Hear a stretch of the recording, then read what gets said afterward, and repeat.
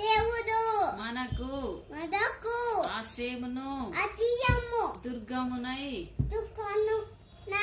ఉన్నాడు. ఆపత్కాలంలో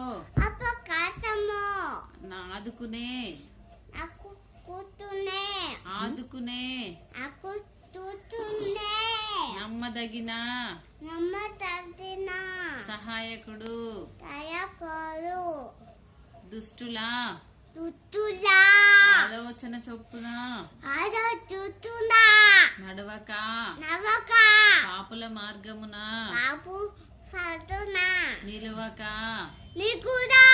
నిలువక